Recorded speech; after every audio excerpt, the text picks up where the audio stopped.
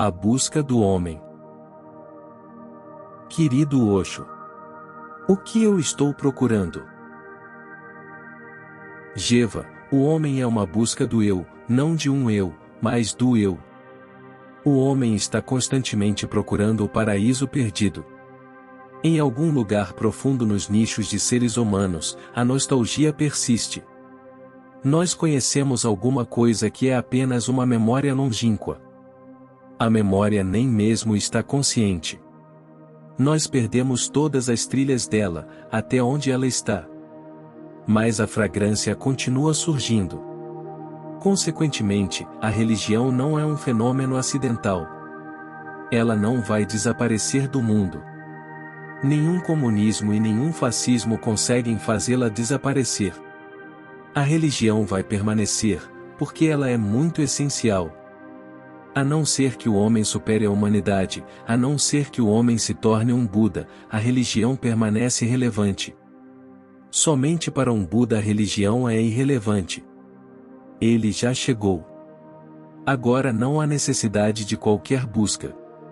Jeva, não há diferentes buscas por seres humanos diferentes.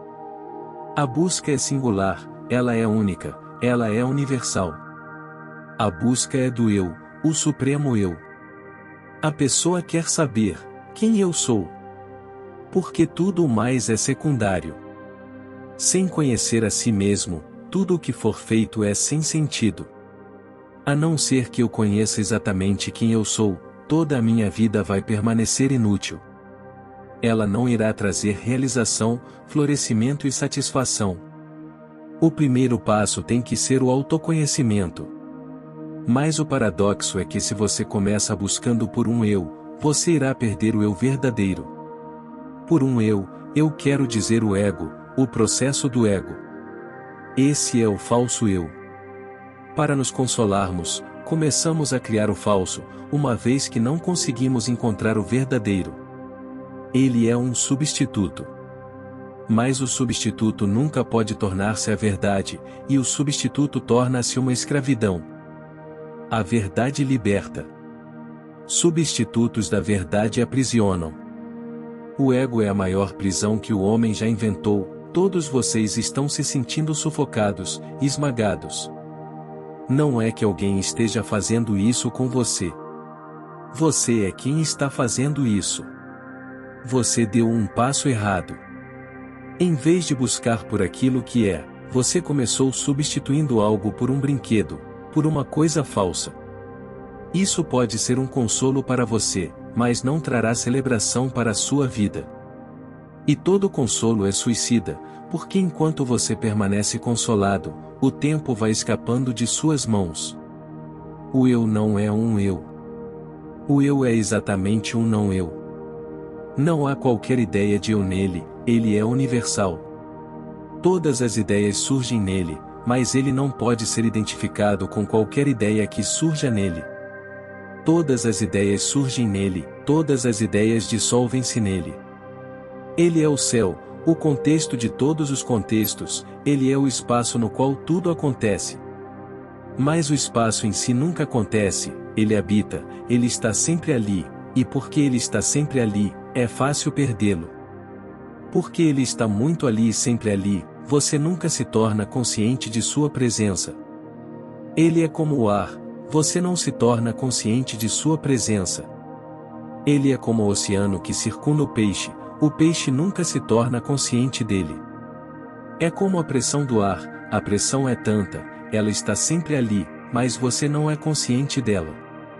É como a Terra apressada em grande velocidade ao redor do Sol, a Terra é uma nave espacial, mas ninguém está consciente disso. Nós estamos a bordo de uma nave espacial, e ela está indo em grande velocidade. E nós não estamos conscientes disso.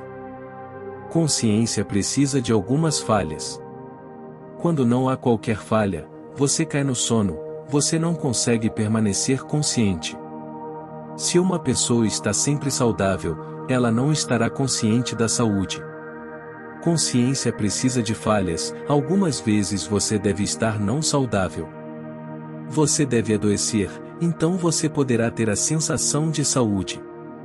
Se não existisse escuridão no mundo e existisse somente luz, ninguém jamais teria conhecido a luz, as pessoas nem a teriam percebido. É assim que nós seguimos sem perceber o eu original. Você pode chamá-lo de Deus ou Nirvana, isso não importa. Os sufis têm duas belas palavras.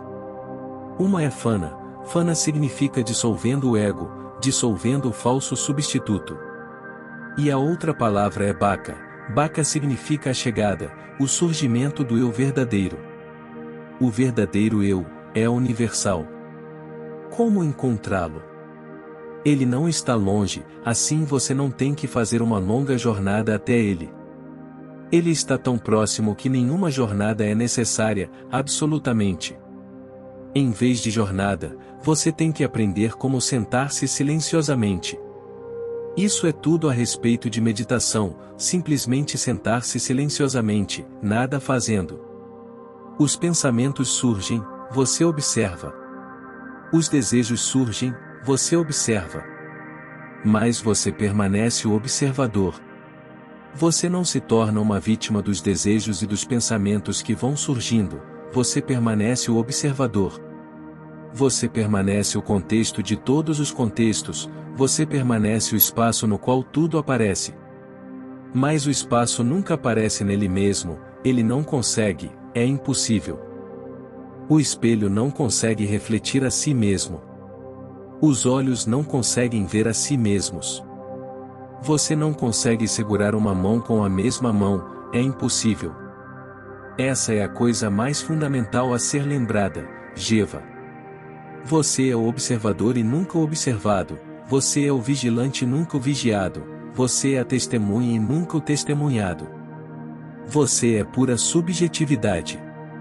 Você nunca aparece como um objeto. Como você pode aparecer como um objeto diante de si mesmo? Qualquer coisa que aparecer em frente a você não é você. Continue eliminando os conteúdos. Continue dizendo, net, eu não sou isso, eu não sou isso. Continue eliminando, e um momento chegará em que nada permanecerá para ser eliminado. Haverá puro silêncio, nenhum conteúdo se movendo diante de você, o espelho refletindo nada. Este é o momento em que o autoconhecimento surge em você. Você se torna cheio de luz, você está iluminado. Assim, esses poucos fundamentos devem ser lembrados, o eu é um não eu. O eu não é pessoal, ele é universal. O eu é o espaço ou contexto no qual todos os posicionamentos na vida aparecem, ocorrem, aparecem. Ele é a tela da vida, mas a tela em si mesma nunca aparece na tela, ela não consegue. Tudo mais aparece nela. Ela própria permanece escondida. Ela é pura subjetividade. Essa pura subjetividade é o objetivo maior que todo mundo está buscando. Mas ele parece difícil. Nós somos tão propensos a nos identificarmos com os conteúdos. Em vez de buscarmos pelo verdadeiro, nós criamos alguma coisa não verdadeira, que é fácil. O artificial é sempre fácil, você pode manufaturá-lo. O seu ego é um fenômeno manufaturado. E uma vez que você manufaturou o ego, como o ego é manufaturado? Eu sou um hindu, agora você está a caminho de criar um ego. Eu sou bonito, eu sou inteligente, eu sou isso, eu sou aquilo. Você está trazendo mais e mais tijolos para fazer a prisão chamada ego.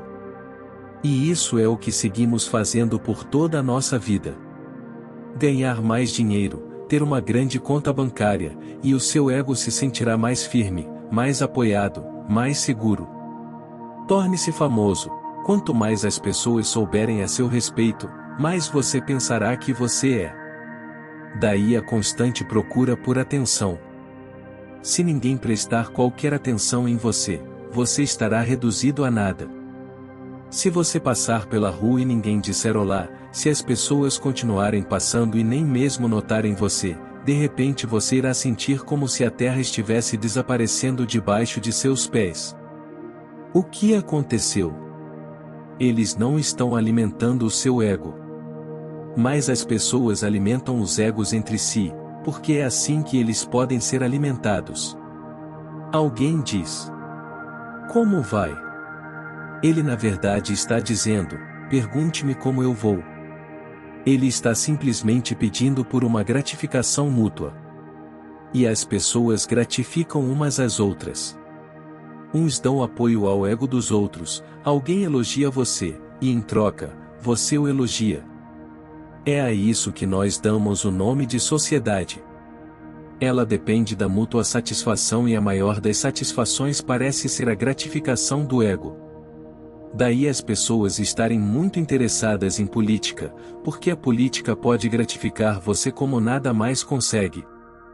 Se você tornar-se politicamente poderoso, todo o país estará agarrado em você, todo o país terá que prestar atenção em você. Você poderá impor a sua vontade sobre as pessoas, você terá poder. O poder de um político é o poder de violência. Agora ele controla todo o mecanismo de violência, ele controla a polícia, o governo, os militares, ele controla tudo. Ele pode lhe impor a sua vontade. É por isso que os políticos, mais cedo ou mais tarde, tendem a se tornarem violentos. Políticos no fundo desejam guerras, porque somente na guerra um político se torna um grande político. Se você der um giro através da história irá ver isso. Winston Churchill não teria sido um tão grande líder, se não acontecesse a Segunda Guerra Mundial. Nem Adolf Hitler teria sido tão poderoso se não houvesse a Segunda Guerra, nem Mussolini. A guerra criou o contexto, eles foram capazes de serem tão violentos quanto possível. Eles foram capazes de abater milhões de pessoas, de assassinar milhões de pessoas. As pessoas prestam atenção imediatamente quando você é violento. Se você vive uma vida pacífica, nenhum jornal irá fazer reportagem a seu respeito, em toda a sua vida. Mas se você matar alguém ou cometer suicídio, você estará imediatamente nos jornais. Lembre-se, o verdadeiro eu, nada tem a ver com pessoas prestando atenção em você. Observe a diferença, o falso eu precisa que os outros prestem atenção em você, e o verdadeiro eu só precisa de sua atenção, só a sua atenção é o quanto basta. Se você voltar a sua atenção para dentro de si, você conhecerá o verdadeiro eu. Se você continuar procurando pela atenção dos outros, você continuará vivendo numa falsa identidade que está sempre pronta para desaparecer se você não alimentá-la continuamente. Ela tem que ser apoiada. O ego não é uma entidade. Você não consegue ficar satisfeito com qualquer atenção prestada a você. Você tem que pedir e desejar mais.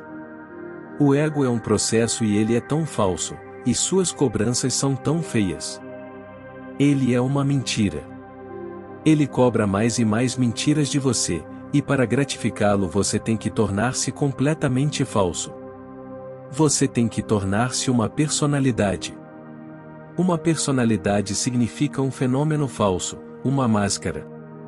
Você tem que tornar-se um ator. Você não é mais uma pessoa verdadeira, você não é mais autêntico. Você não tem qualquer substância, você é apenas uma sombra. E por causa dessa sombra, existe sempre o medo da morte, porque a qualquer momento essa sombra pode desaparecer. O seu banco pode quebrar e você imediatamente se acaba, você será ninguém. O seu poder pode ser perdido porque existem outros competidores empurrando você. Toda essa vida é um constante empurra-empurra, daí existir tanta agonia. Todo mundo vive em angústia e agonia. Somente a pessoa que vem a conhecer o seu verdadeiro eu, vai além disso e entra no mundo do êxtase. E esses são os dois estados, agonia e êxtase. Jeva, você está em agonia, como todo mundo está. E a busca é pelo êxtase. Lembre-se sempre, seus compromissos, suas ideologias, os seus chamados altos valores, suas teologias, filosofias e religiões fornecem contextos, muitas vezes contextos valiosos, para a existência individual. Mas eles não são o que você é. Você nem mesmo é o seu corpo. Você não é a sua mente. Você não é branco nem negro, você não é indiano nem alemão. Você não pode ser definido de maneira alguma. Todas as definições são insuficientes. Você é indefinível, você é algo que supera todas as definições. Você é o vasto céu no qual os planetas aparecem, e a Terra aparece, e o Sol, a Lua e as estrelas, e todos eles desaparecem, e o céu permanece como sempre permaneceu. O céu não conhece mudanças. Você é aquele céu imutável. As nuvens vêm e vão, e você permanece sempre ali. Se você quer buscar o verdadeiro eu, não se apegue a qualquer compromisso, a qualquer programa ou a qualquer ideia. Permaneça desapegado, flexível, fluido. Não se torne estagnado. Permaneça sempre no estado de não congelamento, não congele. No momento em que você congela, você tem alguma coisa falsa em suas mãos, uma nuvem surgiu. Permaneça no estado de derretimento, não se torne comprometido com qualquer forma ou nome. E então, alguma coisa tremenda começa a acontecer em você, pela primeira vez você começará a sentir quem você é. Esse sentir não vem de fora, ele surge da profundidade mais interna de seu ser. Ele inunda você. Ele é luz, completa luz, ele é êxtase, completo êxtase. Ele é divino. Ele é um outro nome para Deus. Nunca se torne cristalizado. Se você se torna cristalizado em alguma coisa, você está encarcerado. Permaneça livre, seja a liberdade. Toda identidade cria amarras, e toda amarra, toda identificação é um comprometimento. Quanto mais fixa é a identidade de alguém, menos ele é capaz de experienciar. O ponto não é não ter uma posição, o ponto é não ser identificado com a posição. Eu não estou dizendo para ficar sem pensar. Permaneça inteligente e capaz de pensar, mas nunca fique identificado com qualquer pensamento. Use o pensamento como uma ferramenta, como um instrumento, lembre-se que você é o mestre. Não estar apegado a qualquer posição que se tenha em qualquer momento particular, é o começo do autoconhecimento. A pessoa ela experiencia a vida numa extensão em que pode transcender posições particulares e consegue assumir outros pontos de vista. Isso é o que eu quero dizer por permanecer fluido, fluindo. A pessoa deve permanecer disponível para o presente. Morra para o passado a cada momento, de modo que nada a seu respeito permaneça fixo. Não carregue um caráter junto consigo. Todo caráter é armadura, aprisionamento. O verdadeiro homem de caráter é sem caráter. Ele tem consciência, mas nenhum caráter. Ele vive momento a momento. Ele é responsável, mas ele responde a partir do momento e não a partir de contextos passados. Ele não carrega qualquer programa pré-fabricado consigo. Quanto mais você tiver programas pré-fabricados, mais você será um ego.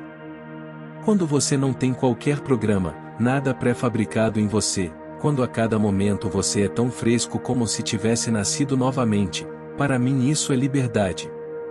E somente uma consciência livre pode conhecer o verdadeiro eu. Essa é a busca, Jeva. Nada mais irá satisfazer, nada mais poderá satisfazer. Tudo são consolos e é melhor abandoná-los, é melhor estar consciente de que consolos não irão ajudar. Isso é o que eu chamo sânias, abandonar os consolos, renunciar aos consolos, não ao mundo mas aos consolos, renunciar a tudo o que é falso, tornando-se verdadeiro, tornando-se simples, natural e espontâneo. Essa é a minha visão de um ser consciente, a visão de liberdade total.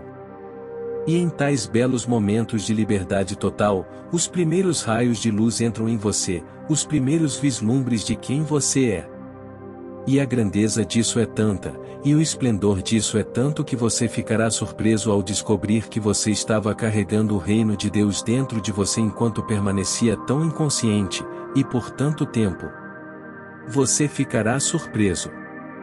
Como foi possível não ter conhecido tal tesouro? Um tesouro inesgotável dentro de você. Jesus seguia repetindo: o reino de Deus está dentro de você.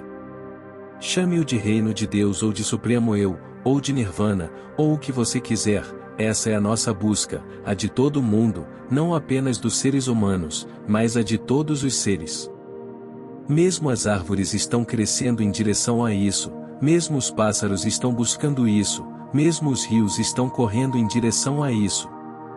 Toda a existência é uma aventura. E essa é a beleza dessa existência. Se ela não fosse uma aventura, a vida seria uma absoluta chatice. Vida é celebração porque ela é uma aventura.